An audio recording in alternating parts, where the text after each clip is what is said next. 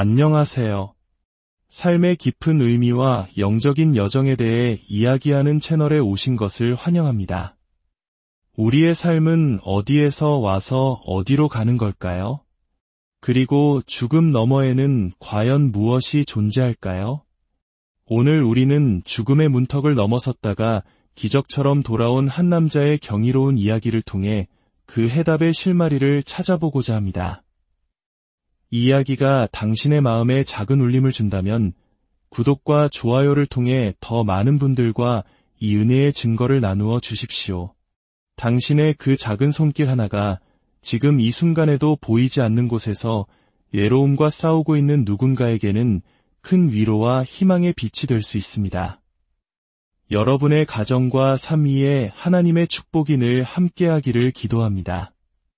이제 캘리포니아의 푸른 바다를 사랑했던 한 예술가의 이야기 속으로 함께 들어가 보겠습니다. 저는 캘리포니아 샌클레멘테에 살고 있는 서핑을 열정적으로 사랑하는 사람이자 평생을 예술가로 살아온 사람입니다. 제 이야기는 우리 모두가 기억하는 그 혼란의 시기, 바로 코로나 팬데믹이 시작되었을 무렵으로 거슬러 올라갑니다.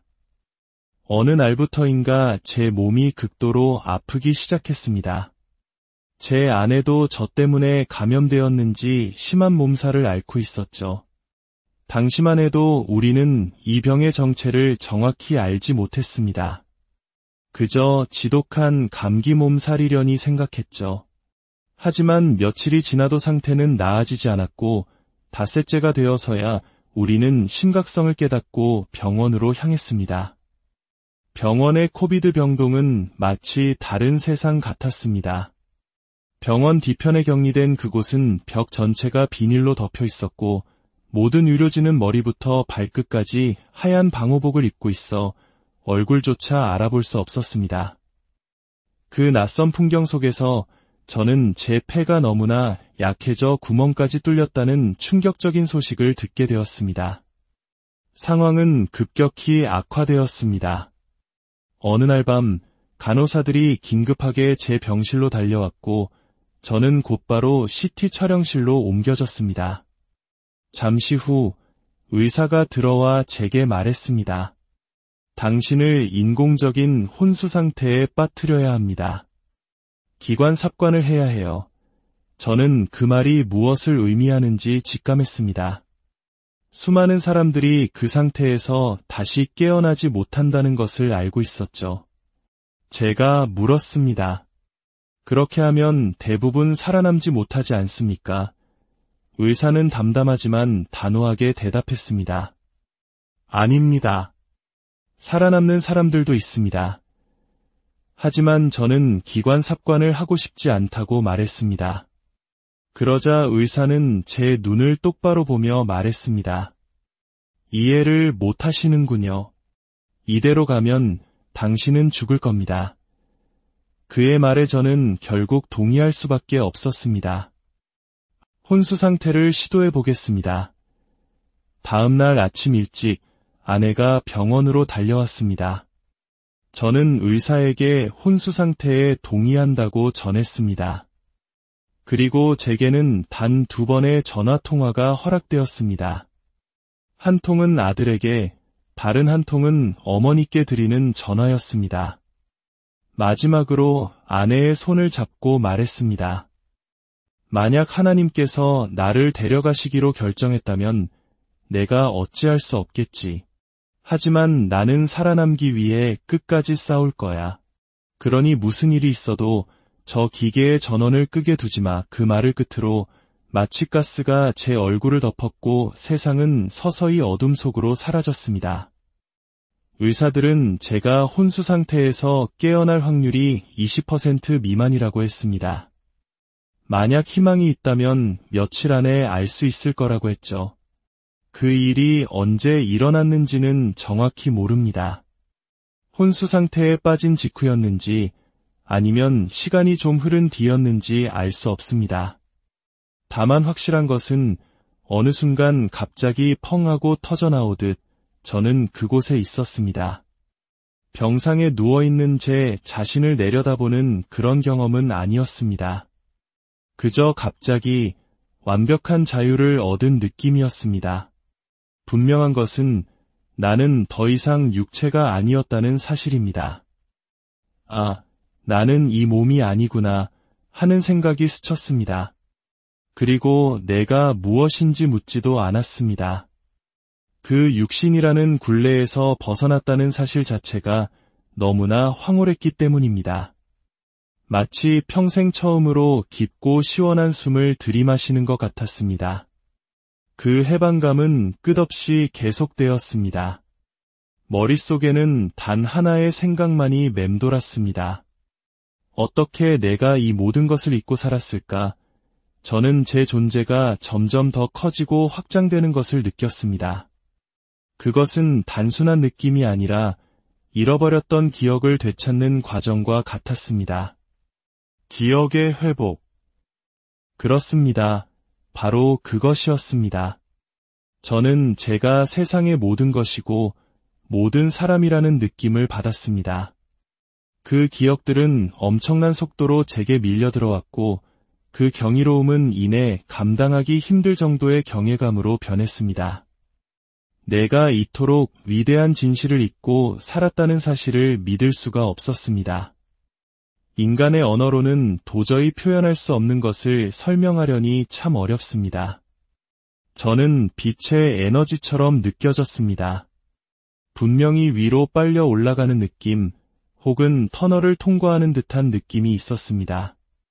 마치 진공청소기처럼 강력한 힘이 저를 끌어당기는 감각이었습니다. 그 과정에서 나라고 생각했던 개별적인 자아는 점점 작아졌습니다. 제 자신이 작아지는 것이 아니라 다른 모든 것을 기억해내면서 상대적으로 나라는 존재가 얼마나 작은 부분이었는지를 깨닫게 된 것입니다.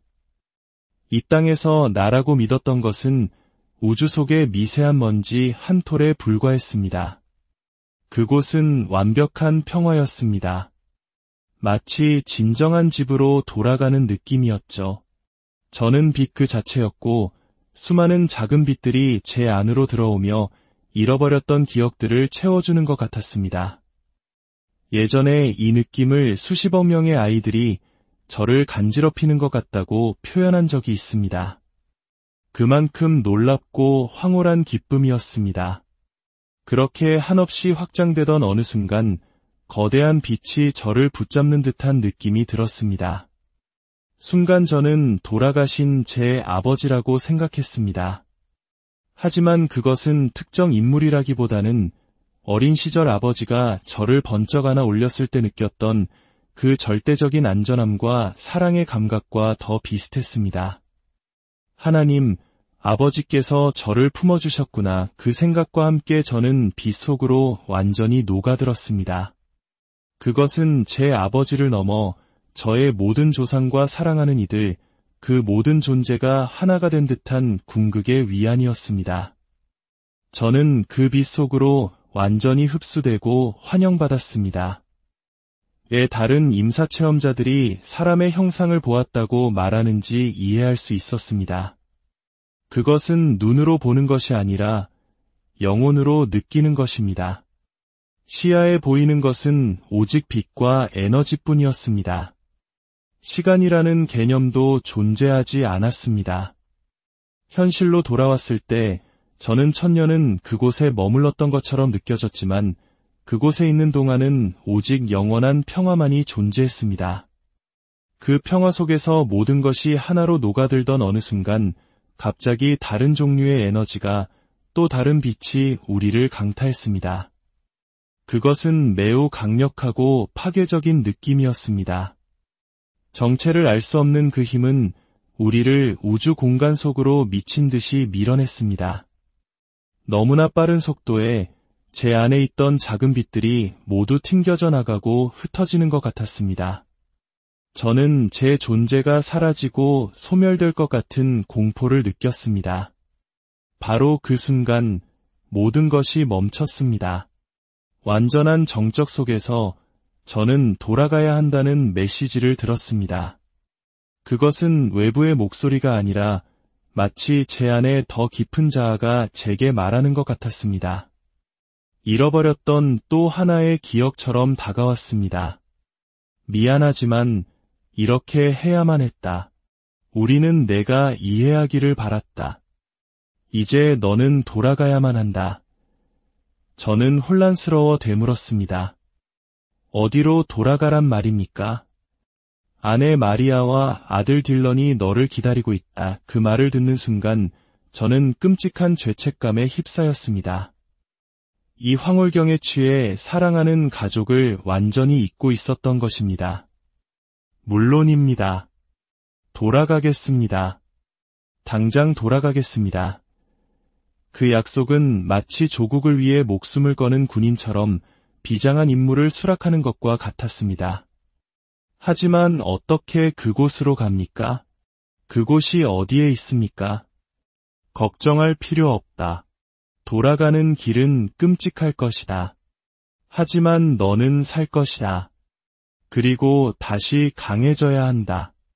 다른 사람들에게 이 사실을 전해야 하기 때문이다. 제가 정확히 무엇을 전해야 합니까?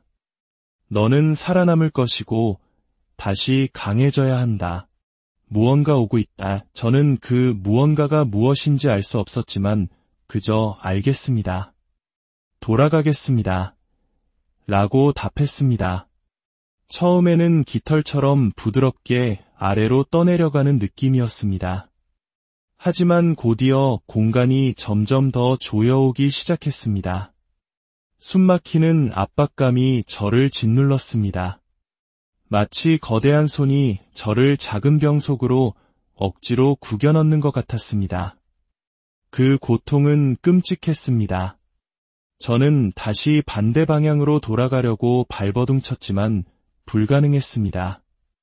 정확히 언제 깨어났는지는 기억나지 않습니다. 다만 육체 속으로 다시 갇히는 그 불쾌하고 끔찍한 감각만이 생생합니다. 제가 처음 눈을 떴을 때 본 것은 어둠 속에서 플라스틱 벽과 방호복을 입은 사람들이었습니다. 저는 마치 사람의 모습이 어땠는지 잊어버린 것 같았습니다. 저것들은 뭐지? 저는 제가 엉뚱한 곳으로 잘못 돌아왔다고 생각했습니다. 영원처럼 느껴졌던 시간이 흘렀지만 현실에서는 단 28일이 지나 있었습니다. 제가 혼수 상태에 빠진 지 이틀 만에 병원에서는 아내에게 제가 가망이 없으니 기계에 전원을 끄라고 권유했다고 합니다. 하지만 아내는 단호히 거부했습니다. 혼수 상태에 있는 동안 제 몸은 펜타닐, 프로포폴 같은 강력한 약물들로 서서히 죽어가고 있었습니다. 장기들로만 혈액이 공급되면서 팔다리는 괴사하기 시작했고 근육은 모두 녹아내렸습니다. 28일 만에 제 몸무게는 95kg에서 48kg으로 거의 50kg 가까이 줄어들었습니다. 저는 살아있는 해골 그 자체였습니다. 처음에는 제가 마비되었다는 사실조차 인지하지 못했습니다. 누군가 저를 묶어두고 있다고 생각했죠. 마치 예개인에게 납치되어 해부당하는 포로가 된 기분이었습니다. 며칠이 지나 아내의 얼굴을 보고 나서야 저는 비로소 제가 있어야 할 곳으로 제대로 돌아왔다는 것을 깨달았습니다. 하지만 저는 말할 수도 움직일 수도 없었습니다. 저는 제 몸 안에 완벽하게 갇혀버렸습니다. 목구멍에는 튜브가 꽂혀 있었고 나중에는 목에 구멍을 뚫어 기관절 개수를 받아야 했습니다. 깨어났을 때 목에 박힌 튜브 때문에 제 혀를 거의 잘라 먹을 뻔했습니다. 그때부터 진짜 싸움이 시작되었습니다. 그 지옥 같은 병원에서 퇴원하기까지 4개월 반이라는 시간이 걸렸습니다. 저는 모든 역경을 이겨냈습니다. 그 과정 자체도 또 하나의 긴 이야기입니다. 그 경험 이후 제 삶은 완전히 변했습니다. 저는 더 이상 아무것도 걱정하지 않습니다. 그 어떤 것도 두렵지 않습니다. 모든 일은 결국 제자리로 돌아가게 되어 있다는 것을 압니다. 누군가를 설득할 필요도 누군가와 싸울 필요도 없습니다. 거짓말을 할 수도 없습니다. 당신이 진정한 자신과 연결될 때 거짓은 불가능해집니다. 모든 것은 온전히 자신의 마음을 책임지는 것에 달려 있습니다. 당신은 그 마음을 스스로 다스릴 것인지 아니면 다른 것에 의해 지배당하도록 내버려 둘 것인지를 선택해야 합니다. 제가 이 경험을 통해 얻은 정보를 가지고 무엇을 해야 할지 아직도 정확히는 모릅니다. 저는 제 삶을, 제 경험을, 그리고 제 가족을 너무나 사랑합니다. 그래서 저는 이곳에 머물고 있습니다. 제게 다가와 묻는 사람들에게는 제 이야기를 들려줍니다. 하지만 솔직히 말해 많은 사람들이 이야기를 들을 준비가 되어 있지 않다고 생각합니다. 아직 준비가 되지 않은 사람에게 억지로 진실을 말할 수는 없습니다. 그저 그들을 연민의 마음으로 바라볼 뿐입니다. 당신이 지금 얼마나 외롭고 두려운지 압니다. 하지만 괜찮습니다. 라고 말해줄 뿐입니다. 하지만 이 이야기를 듣고 마음의 울림을 느끼는 당신, 준비가 된 당신에게는 말할 수 있습니다. 두려워하지 마십시오. 당신은 결코 혼자가 아닙니다. 죽음은 끝이 아니라 더 위대한 실제로 돌아가는 과정일 뿐입니다. 우리의 본질은 사랑이며 우리는 모두 하나로 연결되어 있습니다. 오늘 이야기를 들으신 모든 분들의 삶에 하나님의 평강과 사랑이 가득하기를 기도합니다. 당신이 걷는 모든 걸음 위에 그리고 당신이 머무는 모든 공간 위에 보이지 않는 은혜의 손길이 늘 함께하기를